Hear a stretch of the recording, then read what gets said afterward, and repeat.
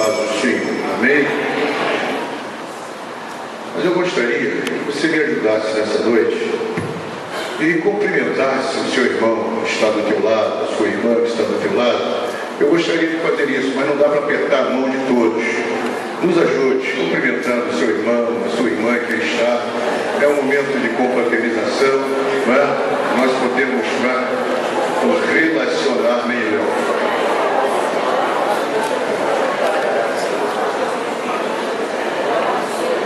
Aleluia. Obrigado, irmãos. Abra sua Bíblia conosco. Atos dos Apóstolos, capítulo 2. Depois nós vamos orar, né? Orar a Deus para que Deus dê paciência aos irmãos para nos aturar nessa noite, né? Depois de 2 noites de bênção, vocês têm que pedir misericórdia a Deus hoje, né? Amém? Então vamos orar. Atos, capítulo 2. Eu gosto sempre de fazer uma leitura responsiva porque há a participação de todos. Atos 2, eu estarei lendo os versículos ímpares e a igreja, versículos pares. A descida do Espírito Santo. Cumprindo-se o dia de Pentecostes, estavam todos reunidos no mesmo lugar.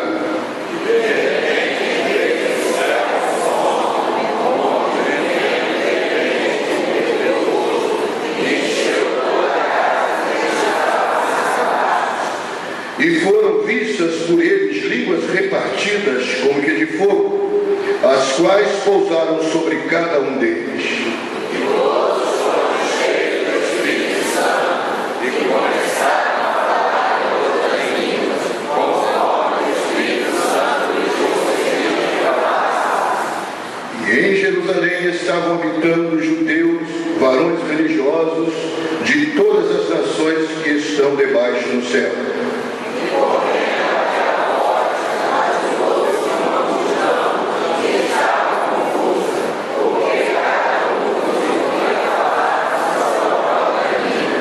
E todos pasmavam e se maravilhavam, dizendo uns aos outros: pois que não são galileus todos estes homens que estão falando?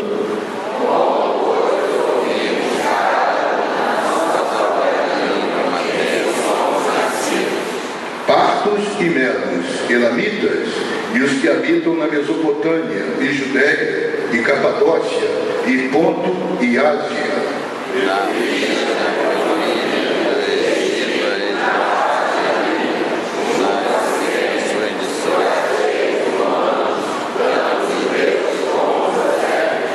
E cretenses e árabes, todos os temos ouvido em nossas próprias línguas falar das grandezas de Deus.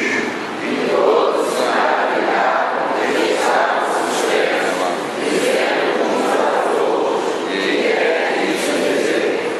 E outros zombando diziam: estão cheios de gosto. Querido Deus, lindo temos a tua palavra, colocamos-nos nas tuas mãos e na dispensação do teu Santo Espírito. Tu tens os teus propósitos nessa noite e possamos estar ligados, antenados em ti, para que teu Espírito tenha liberdade de nos usar, colocar em nossos lábios as palavras que devamos pronunciar.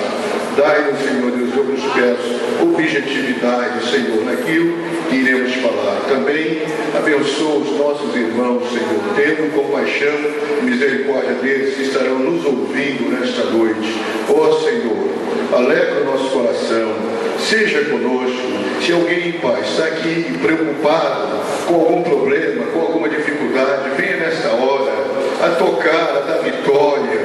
Se alguém está aqui sentindo algum tipo de dor, que nessa hora essa dor vai embora e essa pessoa fique curada em nome de Jesus. Manifesta o teu poder nessa noite e por tudo te daremos a glória, a honra, o louvor e o domínio para sempre. Amém? Deixa eu tomar assento. Vamos contar de 1 a 3. Aqui na tela você vai dizer conosco o título. 1, 2, 3.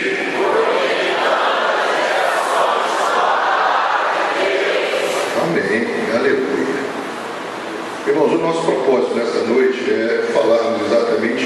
né?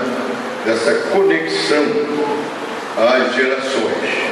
Temos aqui uma parte didática, secular, que estaremos apresentando ali, mas nós não iremos nos deter muito nelas, porque seminário é para evangélicos, direcionado à nossa vida cristã. Então, a parte secular é apenas para nós nos situarmos, mas não iremos deter muito nessa questão. Nós lemos aqui propositadamente um texto de Atos 2, quando fala da descida do Espírito Santo, e ali em Jerusalém, e a população que estava naquele momento em Jerusalém, como eles foram impactados com aquele momento, com o ato da descida do Espírito Santo, e maravilhados em ver homens doutos falando em outras línguas, e segundo lemos, conforme o Espírito Santo lhes concedia que falassem. Foi um ato que chamou a atenção de toda a Jerusalém, e eles, sendo chamados a atenção, começaram a observar este fenômeno. Eles ouviam aquelas pessoas falarem na sua própria língua das grandezas de Deus. Cada um dali saiu com uma mensagem, e nós podemos ver então o Espírito Santo agindo de forma a todos saírem dali com uma mensagem na sua própria língua. Não foi que um ouviu e entendeu e outro ouviu e não entendeu. Todos saíram dali maravilhados. E por isso há o propósito do tema, conectando as gerações com a palavra de Deus, para mostrarmos que em todos os momentos, em todas as situações, a solução está na palavra de Deus. Por isso que Jesus veio trazer boas novas, que é o Evangelho. Por pior que seja a situação, boas novas ainda é a solução. Não é? Então vamos começar aqui pela primeira página. Os irmãos já viram que neste tempo presente as coisas mudaram, né? Outrora, pastor era só para pastorear, né? Hoje o pastor tem que pregar, tem que ensinar, tem que cantar, e os irmãos ficam pedindo misericórdia, não é? Porque às vezes a gente não faz bem nenhuma dessas coisas, né? Tem que fazer tudo, né? É a nossa introdução. O propósito dessa palestra é entendermos o comportamento de cada geração, para que possamos pregar a palavra de Deus para cada geração de forma eficaz. Então o propósito é entendermos o comportamento de cada geração. Cada geração se comporta de uma forma. Cada geração se comporta de uma forma. E entendendo esse comportamento, vai ficar mais fácil você se dirigir a essas pessoas para pregar ou para ensinar a palavra de Deus. Porque você vai fugir dos preconceitos, porque você está entendendo aquele momento que está acontecendo com aquela geração. A palavra de Deus, assim como o próprio Deus e o seu Evangelho, não mudam. Porém, as formas de abordagem para a pregação e o ensinamento da palavra de Deus variam de geração para geração, de tribo para tribo, de pessoa para pessoa. O apóstolo Paulo é um exemplo clássico de abordagem correta e precisa. É só observarmos a sua abordagem no episódio do Areópago, diante de festos e nas sinagogas. Paulo era o erudito, mas aonde ele chegava, ele tinha um propósito: falar do amor de Jesus. Mas como abordar várias classes sociais? Como se dirigir a pessoas de uma outra cultura? Como abordá-las? E nós vemos ali que quando ele chega em Atenas, ele começa a ver uma idolatria muito grande. O coração dele se entristece e ele fica lá nas sinagogas pregando para os judeus, falando àqueles que conheciam a lei. Mas ele queria também falar para os gentios, e ele ficava então preocupado, esperando do Espírito Santo uma estratégia, até que surgiu a oportunidade. E ele chega ali no meio daqueles intelectuais e usa exatamente aquilo que estava escrito, né? Várias homenagens a deuses e num estava escrito ao Deus desconhecido. E ele pega esse texto para começar a falar do Deus que ele conhecia, mas que aquela geração não conhecia. E ele coloca numa linguagem em que os epicureus que ali estavam entendiam perfeitamente o que eles estavam falando. Alguns rejeitaram, porque ele entrou falando em ressurreição, mas houve alguém que deu crédito à pregação e aceitou ali Jesus como Salvador. Mas ele foi objetivo, ele falou aquilo que precisava falar para aquela geração que ele ia falar, né? Então é importante, na ministração da palavra, às vezes nós somos levados a falar com pessoas que não sabem ler, que não têm cultura. Então não podemos chegar lá com português polido, porque a pessoa não estará entendendo o que nós estamos falando. Então nós temos que falar numa linguagem que eles próprios conhecem. Essa também foi a tônica de Jesus. Ele usou as parábolas para usar coisas do dia a dia, para ensinar verdades eternas. E todos ali que estavam ouvindo entendiam perfeitamente o que ele estava falando. Os fariseus aqui queriam sair pela tangente e procuravam tumultuar, mas entendiam perfeitamente o que ele estava falando. Se tivermos um entendimento do comportamento de cada geração, diminuiremos em muitos os conflitos existentes entre as gerações, principalmente dentro da igreja. Os conceitos e preconceitos, as atitudes e posturas serão melhores compreendidas à luz da Bíblia Sagrada. Neste tempo atual, precisamos saber a quem pregar e o que pregar e como pregar, não é? Então, dentro das igrejas há um preconceito com relação às gerações na qual nós estamos dirigindo. Por exemplo, nós vivemos numa cidade beira-mar, numa cidade tropical, de muito calor, não é? Mas quando nós pregamos o Evangelho, nós queremos levar a geração do Rio de Janeiro para a Groenlândia, para que eles se vistam como os esquimós, ou coisa parecida, da cabeça aos pés. Não tem como esse Evangelho prosperar, não é? Porque não faz sentido, você está fora de foco, não é? Aqui é um local crente, o que vai acontecer? As roupas serão mais leves, a sol, não é? As pessoas serão mais despojadas na sua forma de vestir. Então tem que haver essa compreensão, não é? Mas às vezes isso não há, e há essa guerra de gerações dentro da igreja, porque às vezes a gente quer pessoas que nasceram hoje vistam em 1800 e antigamente. Não tem como, né? O tempo passa, as coisas passam. Vamos em frente, temos que correr. Então, irmãos, nós temos as gerações. Em todo o tempo, Deus sempre teve testemunha. Ele nunca ficou sem testemunha na terra. Em todo o tempo, alguém esteve conectado com Deus. Sempre. Deus tinha esse cuidado de levantar homem ou mulher que estivesse conectada com Ele. Para quê? Para ser a testemunha ou testemunha fiel dele naquele lugar. Porque Deus há de julgar a terra. E se não houver testemunhas, se as pessoas não falarem da existência de Deus, eles serão julgados como? Não é? Então, de uma forma ou de outra, diz a Bíblia que Deus nunca ficou sem testemunha. E nós colocamos aqui, em todas as gerações, Deus sempre teve alguém conectado com Ele e com a sua palavra. Não está aqui o que é a nossa informação. A geração de Adão e a sua geração. Adão faz parte da primeira geração. E ele recebeu a palavra de Deus. E a palavra de Deus para Adão era o quê?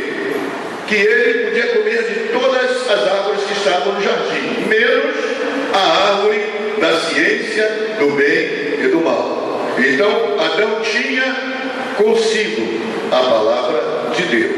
Desobedeceu, como os irmãos já ouviram falar aqui na semana, não vamos entrar em detalhe. Depois nós temos a geração de Abel. A geração de Abel era uma geração que está vivendo aqui na fase já da consciência. Enquanto Adão era da inocência, aqui a geração de Abel já é a fase da consciência. E se é da consciência, eles tinham consciência do que tinham que fazer. Se Adão tinha a palavra, obviamente ele transmitiu a palavra. Então, na hora da oferta que se levou a Deus, Abel e seu irmão Caim, Deus atenta para a oferta de Abel e não atenta para a oferta de Caim. E qual a razão disso? Porque Caim conscientemente não trouxe a oferta correta. A oferta era mais à frente para a expiação do pecado, porque sem derramamento de sangue não há remissão de pecado. Então Abel entendia que era um pecador e que precisava de perdão. Caim já entendia o contrário: não, eu não preciso disso. Então ele não leva a oferta correta. Mas Deus encontra-se com Caim e diz: olha, você está triste por quê? Qual é o problema? Se você fizer a coisa direita, eu também não vou aceitar. Ou seja, Caim sabia o que tinha que fazer, ele só não queria fazer, não é? Então a oferta tinha que ser de sangue, não podia ser de outra forma. Por quê? Era consciência, eles tinham consciência disso. Depois a gente vai para outra geração, a de Enos. É uma geração que aprendeu a invocar o nome do Senhor, porque até então não se fazia isso. A partir dos dias de Enos começa então a se invocar o nome do Senhor. Isso marca a história bíblica. Depois a gente tem a geração de Noé. A geração de Noé, ou Noé em sua geração, ele contemplou o quê? Que aquela geração arrancou de dentro de si a palavra de Deus. Eles viraram literalmente as costas para Deus. E era uma geração má, e diz também que as intenções dos pensamentos eram continuadamente má. Nasciam com maldade, viviam na maldade e morriam na maldade, né? Eram pessoas más. Mas Noé fez a diferença.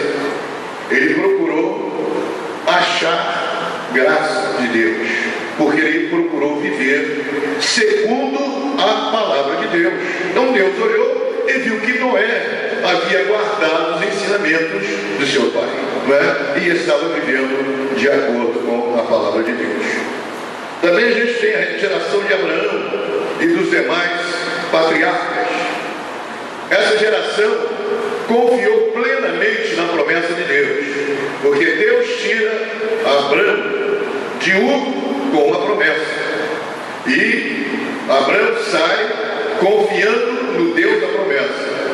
Peregrinou, viu o nascimento do seu filho, um filho, o filho da promessa, e ele já se exultou vendo o dia de Cristo, porque ele entendeu que o Deus que o prometeu iria cumprir plenamente. Ele não viu a nação judaica formada nos seus dias, mas ele creu piamente que Deus iria fazer isso. Por isso ele é o nosso pai na fé. E os outros patriarcas, né? Isaac, Jacó e os filhos de Jacó seguiram também o mesmo caminho de confiar nas promessas de Deus, até os dias de Moisés, quando este é chamado a ser o libertador, convocado para ser o libertador e para tirar o povo do Egito. Então, Moisés e sua geração é o desafio de viver pela palavra. Moisés então não tinha jeito, ele tinha que estar conectado com a palavra, e de quando em vez ele tirava os seus momentos para estar a sós com Deus. E quando ele estava a sós com Deus, então o próprio Deus, né, ditava, ministrava ao coração de Moisés as palavras.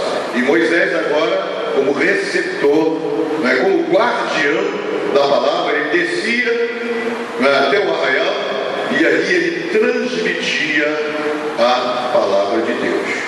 E todos então receberam as leis, né, os 10 mandamentos, né, que é o decálogo, e as outras leis que o Senhor Deus determinou para a nação judaica. Então eles teriam que viver então sob a palavra, não podiam fugir da palavra.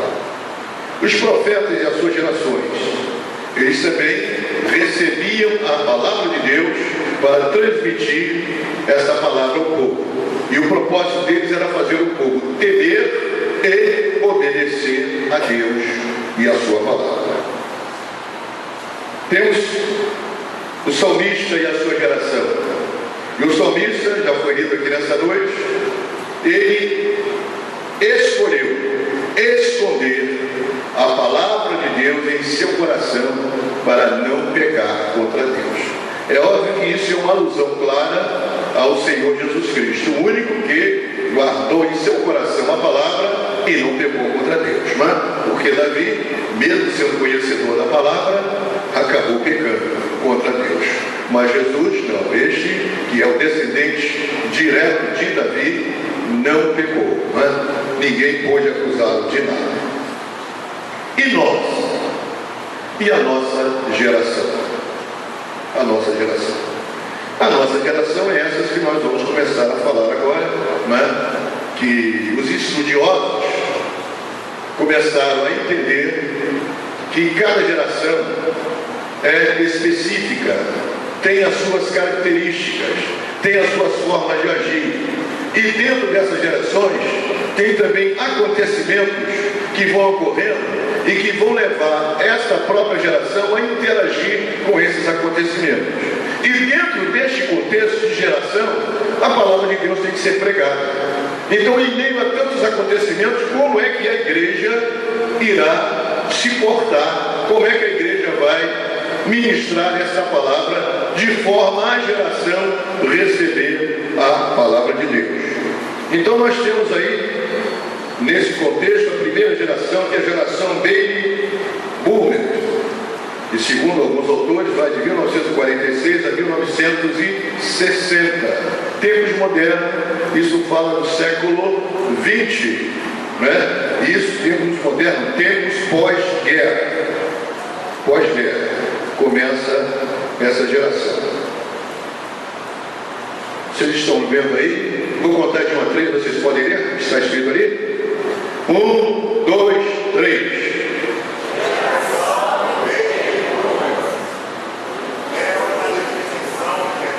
Vamos lá, embaixo.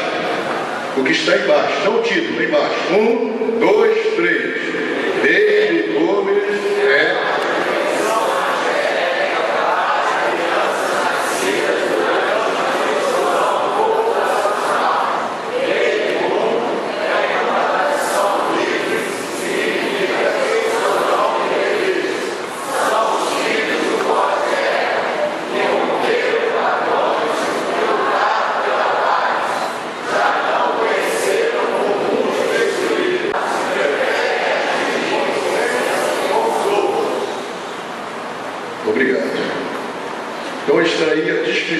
Dessa geração que nasceu logo após a Segunda Guerra Mundial.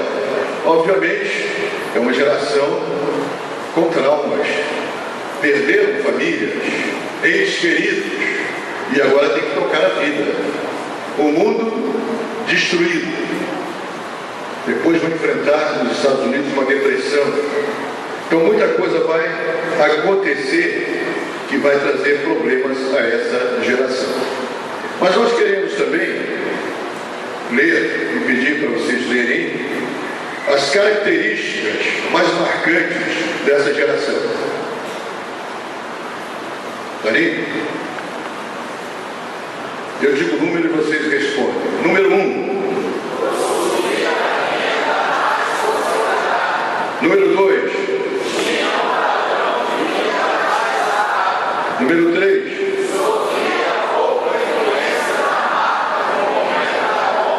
Número 4.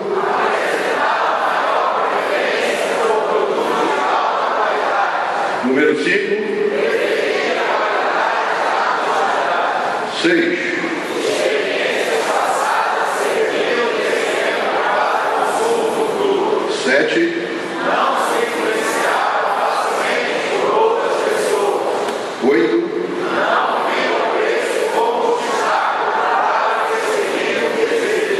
9. Então essa é a característica desta geração. Os irmãos vão ver que eles são arredios, mas são determinados por causa das experiências passadas dos seus pais. Eles querem agora viver uma vida diferente, que não viesse culminar com guerras, não é? Então, houve alguns acontecimentos neste após-guerra, que os irmãos nos acompanharam.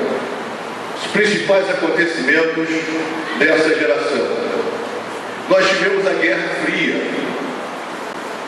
Guerra Fria. Alguns não nasceram aqui nessa época, não pegaram as reportagens que aconteciam na década de 60, quando Khrushchev era o presidente da Rússia, da União Soviética, né? E tinha o Truman, se não me falha a memória, o presidente dos Estados Unidos. E eles queriam impedir o avanço do comunismo. E começou então uma guerra fria, uma disputa de poder. E o mundo foi dividido, na verdade, em duas partes. Uma parte era dominada pelos Estados Unidos e outra parte pela Rússia, União Soviética. Então era uma guerra de poderes, era uma situação séria. Então, por causa dessa Guerra Fria, outras guerras surgiram. E a Guerra Fria, ela era mais na mídia, era mais de ameaças, e nunca aconteceu um confronto de fato entre os Estados Unidos e a Rússia. Mas aconteceram confrontos ocasionados por causa disso. Nós temos, por exemplo, a Guerra da Coreia, que foi de 1950 a 1953, né? As Coreias do Norte e do Sul lutaram e os Estados Unidos se envolveram também nessa guerra. A Coreia do Sul não quis se unir à Coreia do Norte, porque havia um programa de ajuda ao Oriente, que era o programa Colombo, e a Coreia do Sul era beneficiada. Então ela não queria abrir mão disso e preferiu então ir para a guerra, e contou com a ajuda dos Estados Unidos. Mas naquele período as guerras não tinham reportagens, não havia correspondentes de guerra para filmar e mandar para o mundo o que estava acontecendo. Então não se tem assim, uma notícia bem clara do que ocorreu ali. Também tivemos a Revolução Cubana, quando Fidel Castro se torna o ditador de Cuba. Tivemos também a Guerra do Vietnã, de 1960 a 1975. Os irmãos conhecem aí também, quem antes de crente viram vários filmes de jovens americanos que voltavam para casa com problemas psicológicos e também voltavam sem pernas, sem braços, voltavam deficientes físicos por causa da guerra terrível que passaram ali no Vietnã. Também tivemos a crise dos mísseis, 1962, aí já era presidente John Kennedy. A União Soviética queria colocar mísseis em Cuba e o presidente dos Estados Unidos afirmou e apontou que se isso acontecesse, ele explodiria com Cuba. Então, por isso era chamado de Guerra Fria. Também nós tivemos um programa da Aliança para o Progresso, na época de John Kennedy. Tanto aqui no Rio, quanto no Nordeste e outras cidades, vinham aviões, navios, trazendo leite feito lá nos Estados Unidos, que era distribuído para as populações mais carentes. E com isso, os Estados Unidos ganhavam a simpatia das nações empobrecidas. Não é? Também nós tivemos a expansão do imperialismo americano, tivemos também o movimento sionista, o Muro de Berlim foi erguido, o comunismo começa a ser divulgado, expandido, e também as ditaduras militares, que afloram principalmente entre os países pobres da América Latina e da África. São vários os ditadores. E também a Revolução Chinesa. Tudo isso acontecendo nessa geração. E agora? Como é que vai se pregar o Evangelho em meio a essa situação? Guerra Fria, todo mundo tenso, várias coisas acontecendo. A princípio a gente pensa que a igreja iria o quê? Se encolher e ficar na dela. Mas o Espírito Santo atua na igreja. E é Ele que tem as suas estratégias. É Ele que leva os cristãos a saírem pelo mundo para levar a palavra de Deus. Então nós vamos ver o quê?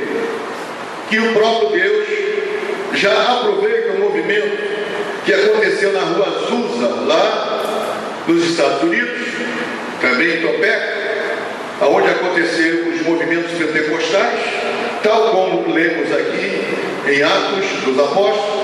E este movimento pentecostal fez com que a igreja fosse reavivada e voltaram então às atividades, saíram da mesmice e começaram então a buscar a Deus. Eles queriam ser batizados com o Espírito Santo, e eles não queriam só ser batizados com o Espírito Santo, eles queriam se doar para Deus, para fazer a obra de Deus. Em meio a essas guerras aqui, o povo de Deus foi impactado com o movimento pentecostal, que começa nos Estados Unidos, mas não fica ali nos Estados Unidos. Ele sai para fora dos Estados Unidos. Obviamente, o governo americano aproveita isso para levar, junto com os missionários americanos que vão sair, a cultura americana, o idealismo americano, e aí não teve como, né? Você recebeu o Evangelho, mas recebeu também o McDonald's, recebeu a batata frita, né? Tudo que se diz respeito à Coca-Cola, né? Não teve como fugir, né? Veio no pacote, né? Tem o Evangelho, mas veio no pacote. Então essa foi uma estratégia que o Espírito Santo colocou em ação para superar esses problemas que estavam ali naquela geração. E foi algo tremendo. Muitas almas foram alcançadas. Nós somos resultados disso. Não é? A Assembleia de Deus no Brasil é resultado deste movimento. Não é? Este ano estamos completando 100 anos. É neste tempo que também o Espírito Santo levanta evangelistas. Porque nessa época aqui, hoje, pastor, bispo, apóstolo. Mas nessa época aqui, o bonito, o atraente, a moda era ser evangelista. Todo mundo queria ser evangelista, porque o evangelista estava no seu momento, estava no seu auge. Evangelistas de renome saíram pelo mundo fazendo cruzadas, e o principal deles, ainda está vivo, é o Billy Graham, né? E outros, né? Órfãos e outros grandes evangelistas saíram fazendo cruzadas, mas não só pregando o Evangelho. A cada cruzada, milagres aconteciam, vidas eram transformadas, as cidades eram impactadas, e essas cruzadas eram bem organizadas. E quando eles saíam dali, igrejas eram organizadas, por causa da organização das cruzadas, que pegava nome, endereço, tinha visitação, era algo sistemático. E com isso o Evangelho foi propagando. Falamos já o envio dos missionários americanos para todos os continentes, não só para pregar, mas também ensinar a palavra de Deus. Os missionários americanos, aonde eles chegavam, o enfoque não era tanto a pregação, mas o ensinamento. É importante o ensinamento. Se observarmos, nós vamos ver religiões que estão crescendo, e é difícil você ganhar alguém dessas religiões, porque eles são ensinados. Então é difícil você ganhar determinadas pessoas. Por exemplo, testemunho de Jeová. A prática deles é um ensinamento. Eles entram nas casas e ensinam a palavra. E para você arrancar aquele ensinamento é difícil. Nós, assembleanos, pecamos por pouco ensinamento. Precisamos ser mais objetivos e mais precisos nos nossos ensinamentos. O islamismo é uma nação que cresce, é uma religião que cresce tremendamente. Mas eles investem na criança. Começam a doutrinar as crianças, principalmente crianças pobres, não é? Ensinam aquelas crianças Há lugares que eles treinam, vão lá, hoje o pessoal do Islã estão indo para a África, né? Pregar, ensinar, ali eles estão gerando filhos, esses filhos que são gerados, eles são treinados para serem homens e mulheres bombas, né? Que vão sair por aí com aquele propósito de realmente explodir alguma coisa. Mas é o ensinamento. E louvado seja Deus, esses americanos chegaram aqui e começaram a ensinar a palavra de Deus. O IBP, Instituto Bíblico Pentecostal, pastor Lourenço Rosso, que foi o idealizador, funcionou aqui perto, né? Triagem, do outro lado ali de Triagem. Alguns irmãos nossos aqui cursaram ali. Foi um dos primeiros institutos bíblicos que formou muita gente, porque até então a cultura nossa era de que ensino não é coisa de crente, a gente fica muito carnal, e esses homens vieram com essa visão de provar que nada disso, o fato de conhecer não nos tira a espiritualidade, né? Que ambas as coisas podiam andar juntas. Então essas foram as estratégias que o Espírito Santo, isso não foi ideia, não, mas ele disse, não, fulano teve uma ideia. Na obra de Deus, irmãos, é inspirada pelo Espírito Santo. É Ele quem nos inspira a fazer aquilo que o Pai quer que seja feito. Então, por isso, houve resultado nessa geração. Não é? Depois da geração primeira que nós falamos, né? Baby Boomers, nós vamos falar agora da geração X, que começa mais ou menos nos idos de 1960 e vai até 1980. Geração X. A geração X é formada pelos filhos da geração Baby Boomers, formada logo após a Segunda Guerra Mundial, e que são os pais da geração Y. Nesse período, as condições materiais do planeta permitem pensar em qualidade de vida, liberdade do trabalho e nas relações com o desenvolvimento das tecnologias de comunicação. Já podem tentar equilibrar vida pessoal e trabalho, mas como enfrentar crises violentas como a do desemprego na década de 80, também se tornaram céticos e superprotetores. Características desta geração. Eu vou dizer um, vocês vão dizer característica. Característica 1.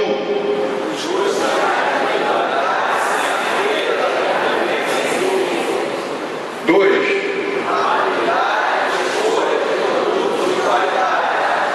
3. 4.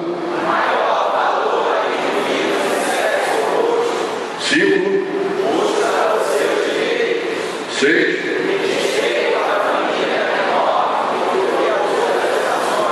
7.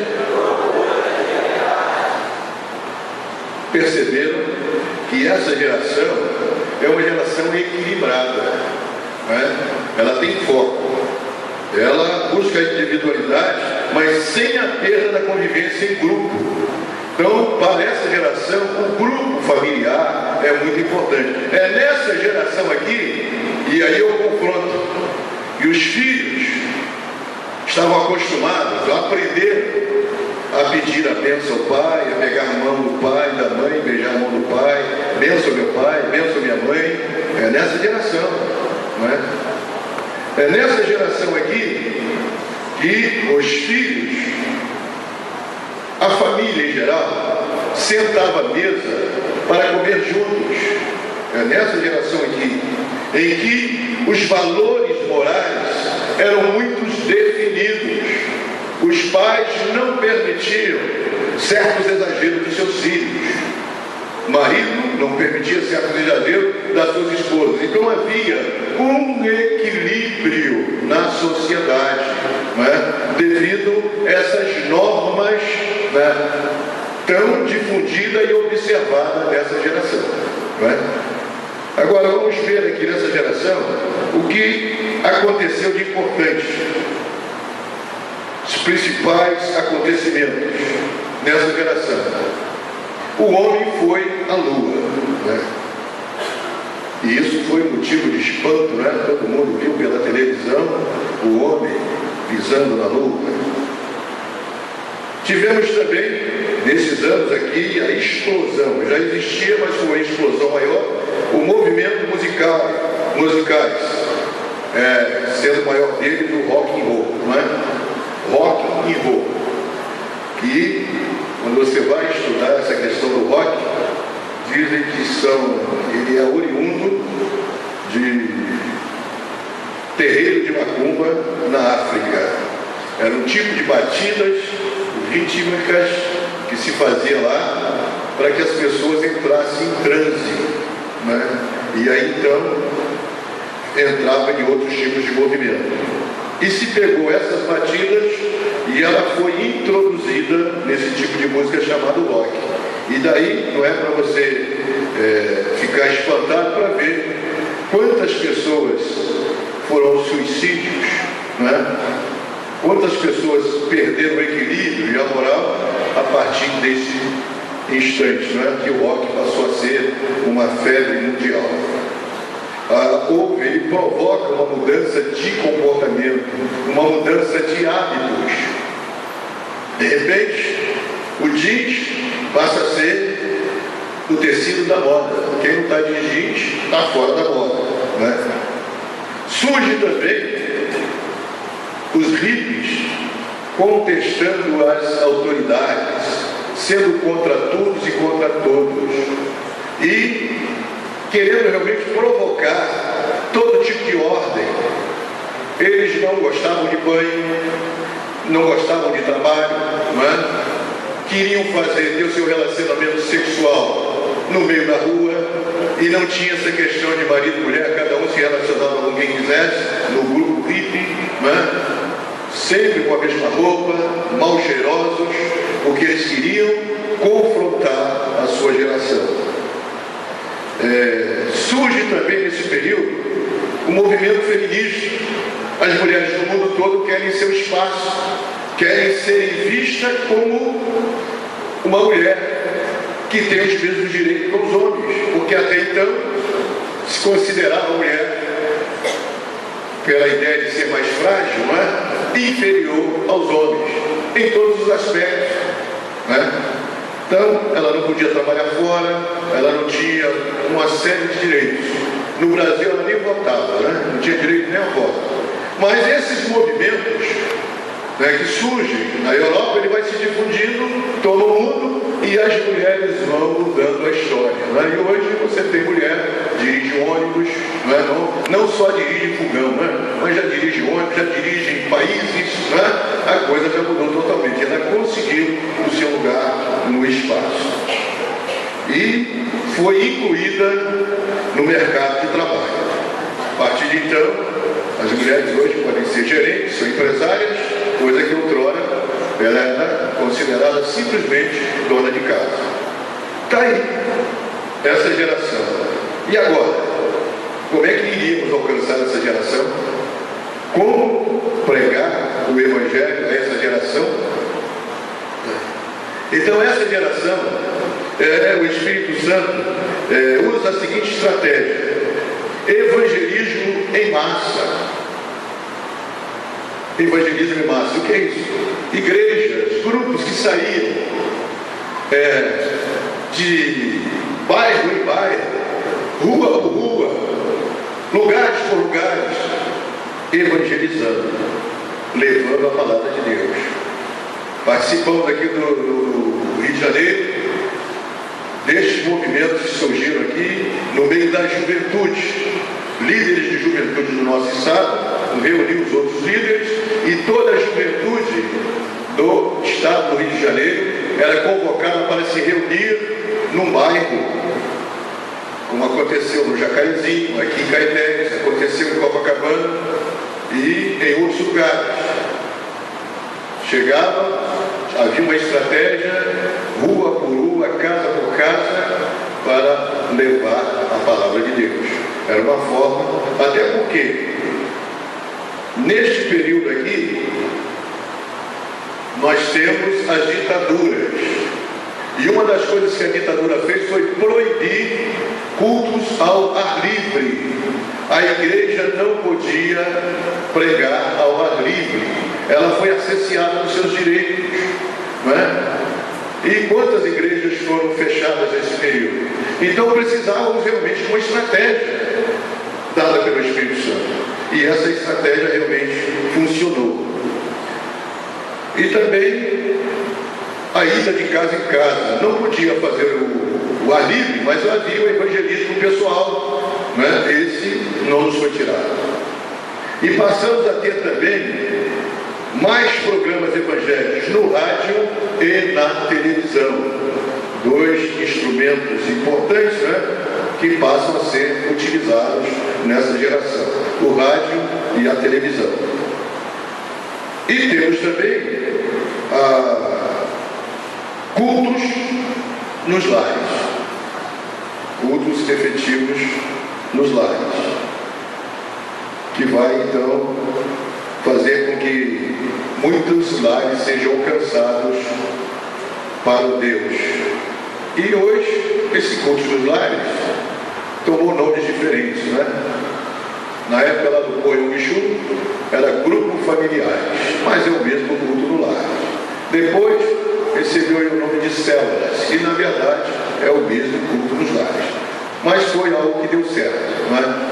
Se reunia ali, as pessoas reuniam seus parentes e amigos naquela casa, e o grupo da igreja ali orava, cantava, pregava, fazia o apelo, e ali se instalava um pontinho, ou como chamavam, um subponto, né? Ou um ponto de pregação, até mesmo igreja matriz, como aconteceu com a Assembleia de Deus de Caetés, né? Era coisa mais devagar, mas ia acontecendo, né? Então, o Espírito Santo deu essas estratégias. E a última delas foi o lançamento da década da colheita. Um projeto que nasceu na Europa e foi aqui assimilado pela Igreja Brasileira e que tinha por objetivos abrir vários templos evangélicos, tinha um número X de batismos a serem alcançados e tinha também o número X de evangelistas e pastores. Nessa geração, o número de pastores, né, ficou quase que 100 vezes mais do que se tinha antes, por causa da década da colheita. Então o Espírito Santo, irmãos, está sempre atento ao que vem acontecendo, né? Então essa geração fez o que tinha que fazer, levou o Evangelho sério, pregou o Evangelho que muda vidas, que salva, que transforma. Essa geração aqui teve o cuidado de preservar todo o ensinamento que recebeu.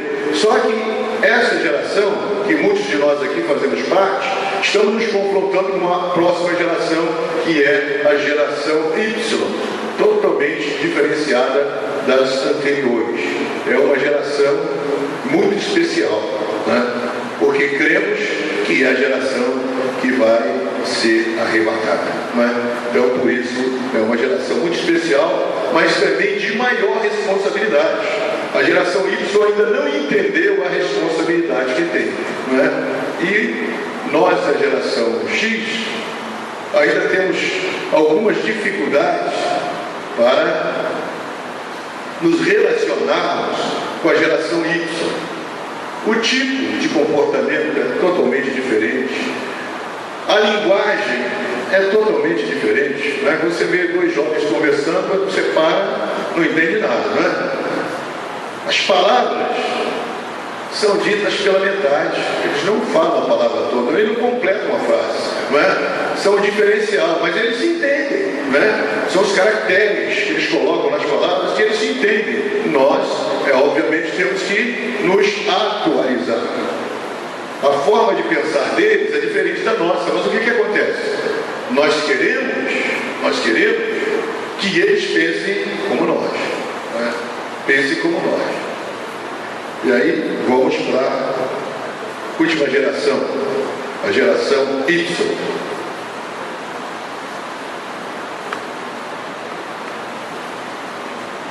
Já se situaram? Com um mundo relativamente estável, eles cresceram em uma década de valorização intensa da infância, com internet, computador e educação mais sofisticada que as gerações anteriores.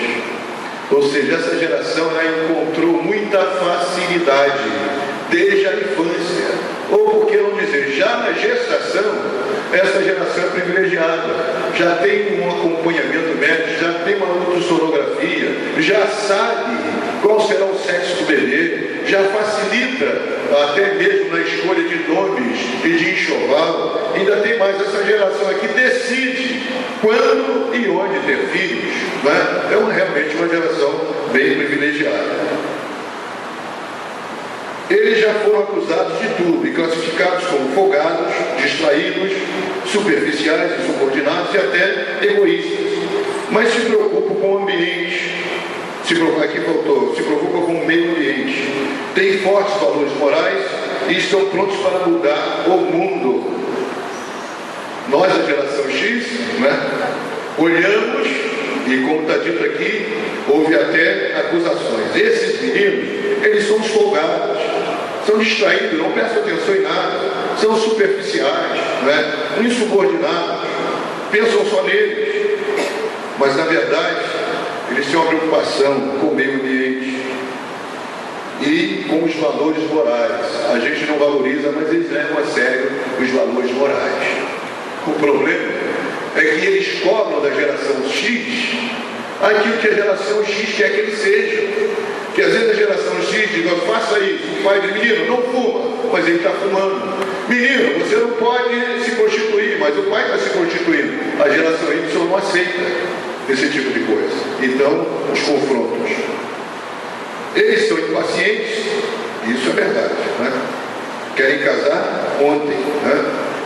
Preocupados com si próprios, interessados em construir um mundo melhor e em pouco tempo vão tomar conta do planeta, né? Daí que eles entram no emprego de manhã, de tarde já querem mudar de função, à noite já querem ser o chefe da sessão, né? O negócio deles é muita rapidez, né? É por isso que eu estou dizendo, é a geração que está esperando Jesus. Então tudo deve ser rápido, porque pode ser agora, pode ser daqui a pouco, né? Então eles estão apressando a volta de Jesus. A conversa pode ser ao vivo, pelo celular, e-mail, MSN, Twitter ou qualquer outra ferramenta de comunicação que venha a surgir no mundo. Essa é a primeira geração que não precisou aprender a dominar as máquinas, mas nasceu com a TV, computador e comunicação rápida dentro de casa, né? Então eles se comunicam com muita gente, né? Tem uma facilidade de se comunicar e usa tudo isso que a mídia está oferecendo, né? Isso é importante. Parece um dado sem importância, mas estudos americanos comprovam que quem convive com ferramentas virtuais desenvolve um sistema cognitivo diferente. É a era dos indivíduos multitarefa. Aí, vocês que são da Y, vê se isso acontece. Ao mesmo tempo em que estudam, é capaz de ler notícias na internet, não é? A mãe, o pai, menino, vai estudar, mas estou estudando. No nosso tempo não era assim, na hora de estudar, era hora de estudar, né? Tinha que desligar a televisão ou o rádio, você se concentrar naquilo que estava fazendo. Eles não fazem isso não. O rádio está nas maiores alturas, né? Ou a televisão, então aqui no MSN, mas estuda aqui, vai para cá, não é isso? Tudo ao mesmo tempo, não é? Mas é uma habilidade que eles têm. É capaz de ler notícias na internet, checar a página no Facebook, escutar música e ainda prestar atenção na conversa ao lado.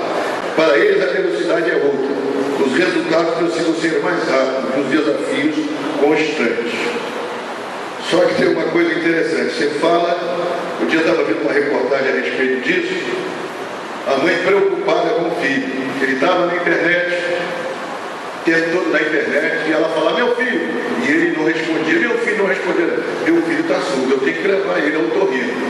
Chegou lá no otorrino, o médico fez todos os exames precisos, Não, teu filho não tem nada. Então o que acontece com ele? Não, é que ele tem uma audição seletiva. Né? Essa geração tem essa audição. O que é a audição seletiva?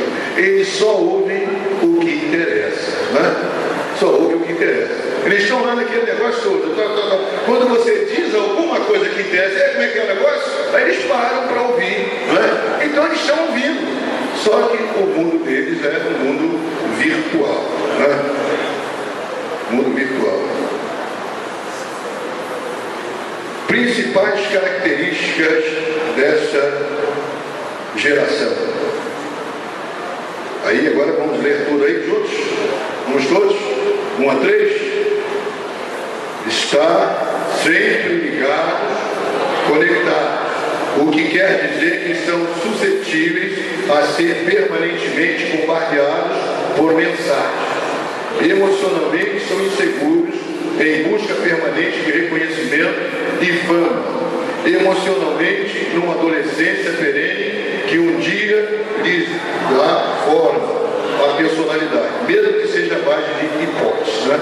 Então vamos dar uma paradinha aqui só para refletir. Sempre ligados, já estão sempre conectados. Sempre. Computador 24 horas ligado, né? E vem uma mensagenzinha aqui, outro negócio ali, estão sempre se comunicando com alguém. E são suscetíveis a ser permanentemente bombardeados por mensagens. Obviamente, várias mensagens vêm pelo Orkut, Facebook, não é isso? As mensagens vão chegando e vão bombardeando-os. Depois, aparentemente, desatenciosos. Aborrecem-se com facilidade. Aparentemente, como já falamos, né? Professores é que sofrem, parece que estão falando sozinhos, né? Fala, parece que eles não estão dando atenção. Aborrece-se com facilidade, qualquer coisa, o biquinho já vai lá na frente, né? Ficam logo emburrados.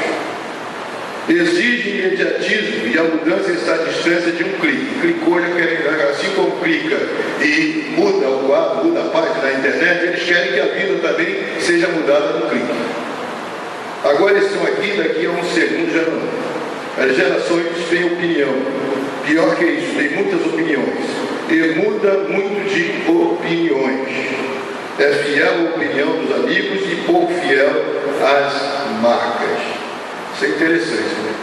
Eles são fiéis à opinião dos amigos. Né? Não se confrontam. A sua síndrome são constantemente em constante mutação, em interação. E aí vocês já viram, né, que essa geração você tem os emos, tem os gamers, os punks, os alternativos, tudo isso fazem parte dessa geração. E ainda por cima eles são criativos. Usam uma linguagem veloz, faz tudo ao mesmo tempo e vive mudando de lugar. Procura informação fácil e imediata. Preferem computadores a livros, preferem e-mails a cartas, digitam ao invés de escrever, vivem em redes de relacionamentos, compartilha tudo o que é seu. A geração Y não conhece o que é privacidade, né? Já é diferente da geração X, tudo que tinha que ser tudo, né? Privado, guardado. Então a geração, tudo que acontece, aconteceu alguma coisa de extraordinário, vai para o Orkut, Facebook, né? Twitter. Em 5 minutos o planeta está sabendo, não é isso? Eles comunicam tudo, né? Nessa rede de relacionamentos. Estou sempre em busca de novas tecnologias. E também a ciência aposta nisso e cada dia descobre alguma coisa melhor e mais rápida para chamar a atenção dessa moçada. Gostam de tudo mais rápidos, palavras e expressões devem ser curtas e objetivas. A geração, qualquer coisa diz assim, está poluído, né? Poluído porque tem muita informação. Então eles não gostam de muita informação e gostam de coisa muito poluída. Tem que ser muito rápido e muito objetivo, né? Então já viu que para a geração Y já vou ter a orelha puxada. Porque para falar para a geração Y, Não pode ser pregação longa, né? Porque eles gostam de coisas rápidas e objetivas.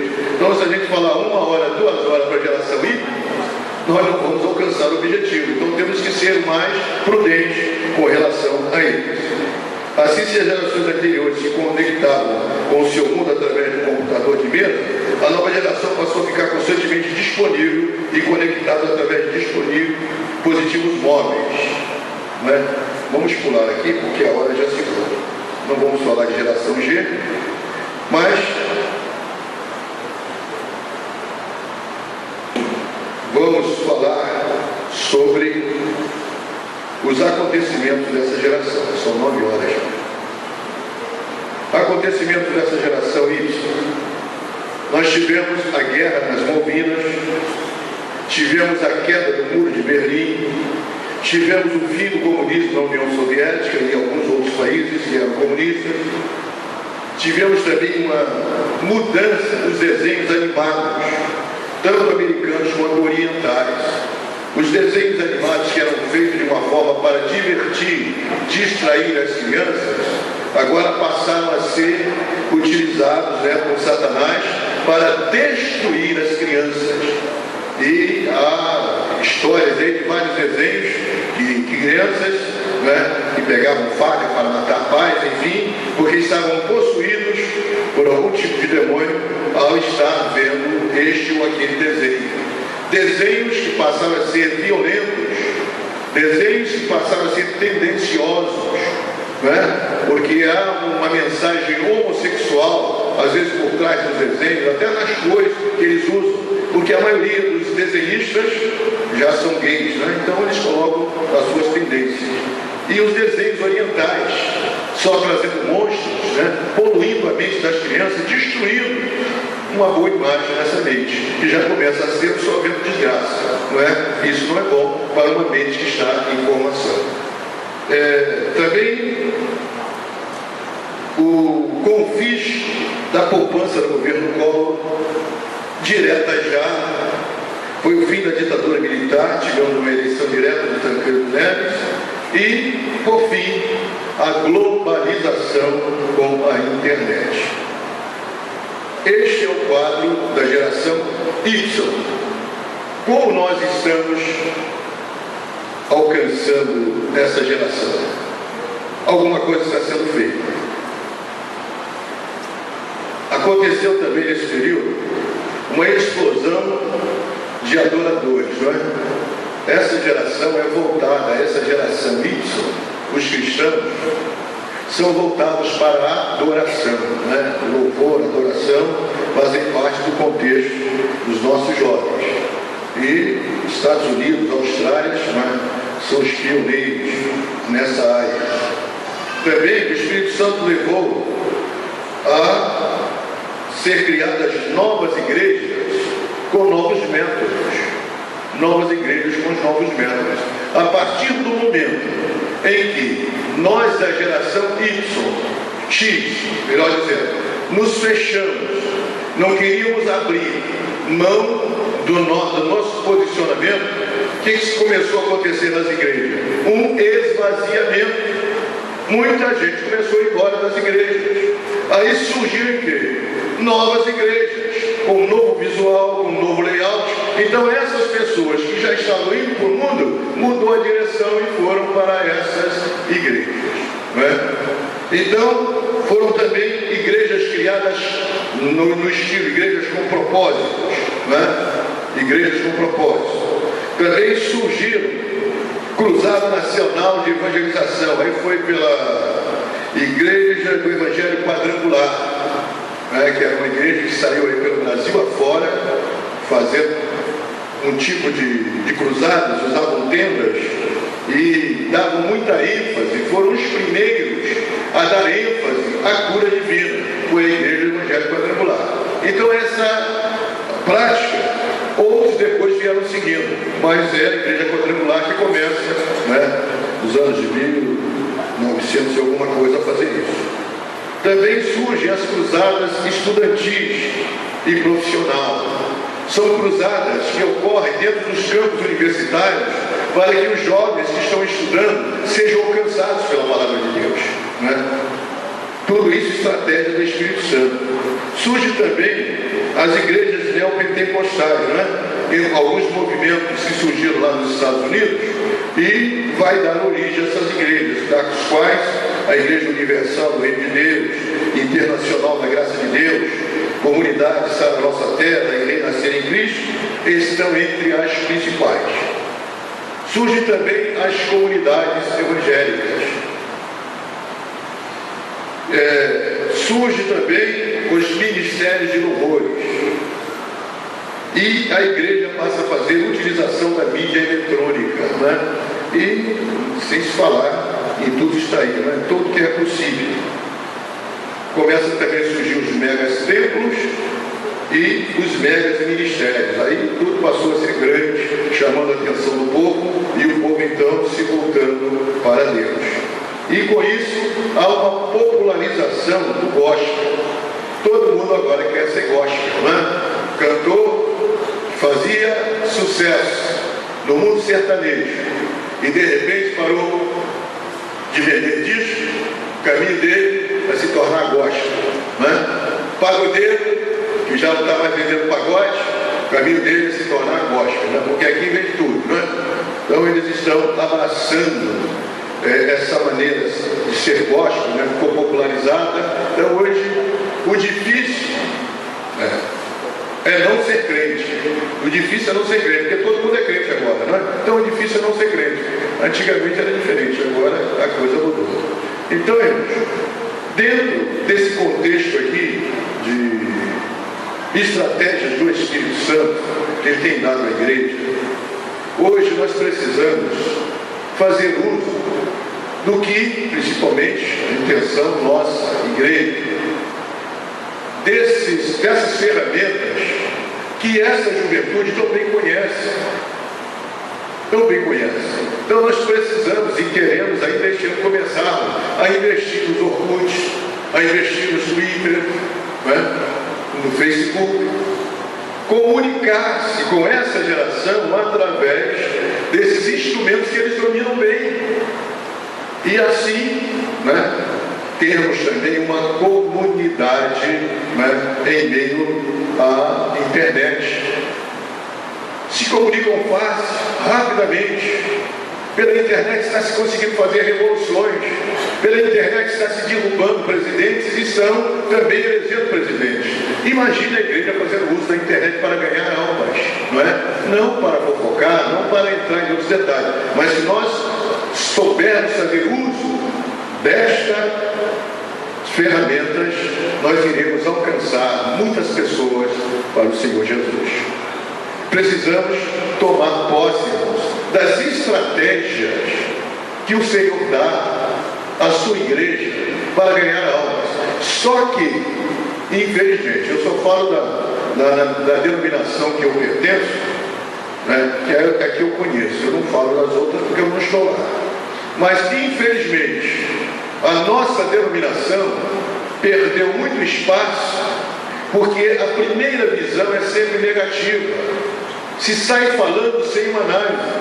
Surgiu rádio, é do diabo, o crente que tiver rádio vai para o inferno e ninguém vai ter rádio.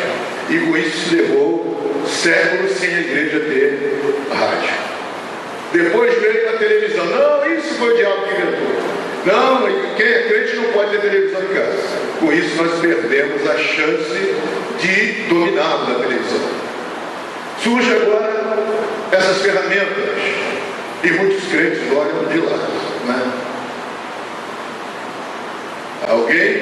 Há alguns anos atrás, aqui mesmo, um pastor veio, trouxe o seu notebook e ministrou a sua palavra através do notebook. Um outro pastor que aqui estava, reclamou, não era da nossa igreja, mas ele dizia, é uma mensagem, é mais não sei o que, coisa e tal. Irmãos, está vendo aí a importância do notebook, como ele é útil também na propagação do Evangelho. Então nós não podemos descartar. Todas as coisas contribuem para o bem daqueles que amam a Deus. Então nós sabemos entender isso. O mesmo veneno que mata é o antídoto que você vai usar para não morrer. Então vamos aproveitar. O diabo não cria nada, ele não faz nada, ele se apropria no que é criado e toma como é seu. Tudo.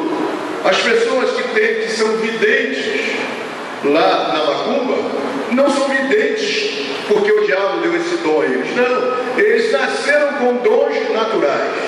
E alguém percebe e diz, não, você tem que ir desenvolver esse dom. E começa a levá-la para a macumba para desenvolver lá. E Satanás se apropria e faz aquela pessoa o seu cavalo. São dons de Deus que ele usurpa. Da mesma forma, Deus tem nos dado, irmãos, uma série de coisas interessantes e importantes que nós precisamos tomar posse. Está aí o mundo para nós conquistarmos. Estamos nessa geração que há de se encontrar com o Senhor Jesus. Então nós precisamos nos aproximar deles, até aprender com eles, ao invés de exercá-los e deixá-los de lado. Vamos nos aproximar dessa geração Y, vamos abraçá-la e vamos aprender com eles, interagir com eles. E com isso, irmão, nós vamos com certeza mudar a história do evangelismo. Vamos fazer uso de tudo, assim como as gerações anteriores aproveitaram, vamos aproveitar também isso que está ao nosso alcance. E com certeza, irmão, não haverá dificuldade, não é? Não há necessidade de exagerar. Às vezes a gente faz mau uso. Nós temos a lei que fala dos decibéis. Então a igreja não pode botar som alto, a igreja não pode importunar vizinhos, trazer problemas para si, não há necessidade disso. Então, dentro do nosso direito, nós podemos pregar o Evangelho, não é? E mudar a história, porque só o Evangelho que muda. É a única boa nova que há no mundo é o Evangelho, porque tudo passa, tudo passa. O computador de última geração é até daqui uns dias, daqui a pouco vai passar, mas o Evangelho que Jesus pregou ainda é o mesmo, não mudou, não é? Então vamos estar de pé, e eu vou retornar aqui a palavra ao pastor Vladimir, mas antes eu quero orar com os nossos seminaristas. Quantos aqui têm o desejo de serem ganhadores de almas? Bem, então eu gostaria de convocá-los à frente, você que quer ser um ganhador de almas. Nós vamos orar para que Deus te conceda essa unção de ser um ganhador de almas, te dê estratégias, te dê sabedoria, e você possa começar dentro de casa. O pior lugar, o lugar mais difícil para se ganhar alguém é dentro da nossa própria casa, não é? Mas se você conseguir ganhar os seus, com certeza o mundo estará ao seu alcance.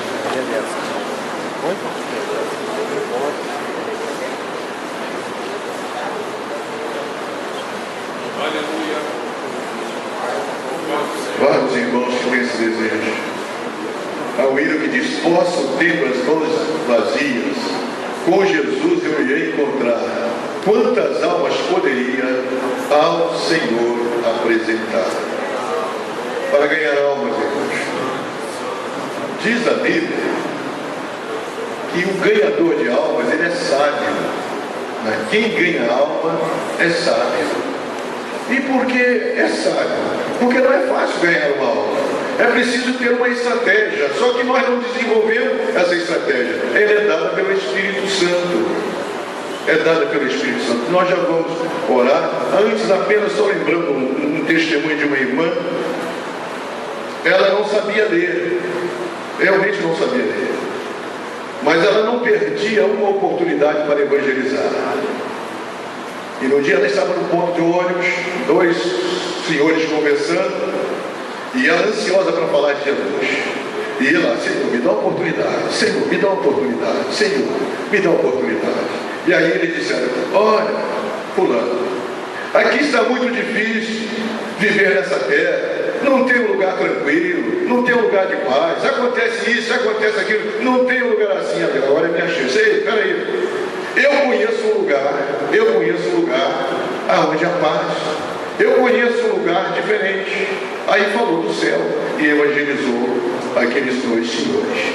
Então, irmãos, o que? É aproveitando a oportunidade. Isso quem faz? Ela Não sabia ler, não tinha instrução, mas tinha a sabedoria de Deus para ganhar almas, né? Tem pessoas que ao invés de ganhar, espanta, né? Porque falta sabedoria. Igreja, estenda as mãos para cá. Vamos fazer uma cobertura de oração. Querido Deus, neste momento, ó Pai, nós queremos te apresentar os teus filhos que aqui estão. Eles têm um desejo ardente nos seus corações de serem ganhadores de alma. Ó Senhor, isso palpita em seus corações. Eles querem chegar diante de Ti de mãos cheias, apresentando a Ti o resultado dos seus trabalhos, apresentando a Ti os seus frutos, ó Deus. Oh Espírito Santo de Deus, sopra fortemente sobre estas vidas, abrindo o entendimento deles, assim como abriu o entendimento dos discípulos para entenderem as Escrituras, Pai. Dê a eles estratégias e paciência para se dirigir àquele que está perdido, sem Deus, sem paz e sem salvação. Ó Senhor da glória, no dia de Atos dos Apóstolos, quando Teu Espírito Santo chegou até nós, Ele nos capacitou a falar em outras línguas, nos deu condição, de chegar perto do traficante e falar de Jesus para ele, nos deu condição de chegar perto do homossexual e dizer que Jesus o ama e quer libertá-lo, nos deu condição de chegar perto de autoridades e dizer que só o Senhor é Deus. Oh, nós louvamos a Ti, ó Pai, porque a chegada do Espírito Santo não foi em vão, e Tu estás nessa hora capacitando os Teus filhos e filhas que aqui estão. Eles terão, Pai, uma nova unção, eles terão, Pai, uma nova mensagem, ó Senhor, uma nova forma de abordar as pessoas. Eles irão se surpreender, Pai, quando se pegarem falando de Ti, oh aleluia. Oh Senhor Deus, as palavras que eles falarem irão impactar vidas, irão transformar vidas, e eles ganharão os seus parentes, a sua família para Ti, ganharão também os seus vizinhos, a sua rua, a sua cidade. Oh, alguns, Pai, irão para outras cidades, alguns irão para outros países, e ao chegar lá, continuarão ganhando almas, continuarão falando do Teu amor, oh aleluia. Oh, Rakabandalabayashai, Rekabandalabalaya Subia, Rimaturimiga Subiriga Sobara. Oh Senhor, ajuda estes irmãos e irmãs a serem ganhadores de alma, pois o que alegra o nosso coração é ver uma alma aceitando Jesus como Salvador. E assim como a alegria nos céus, a alegria no nosso coração, a alegria na nossa igreja.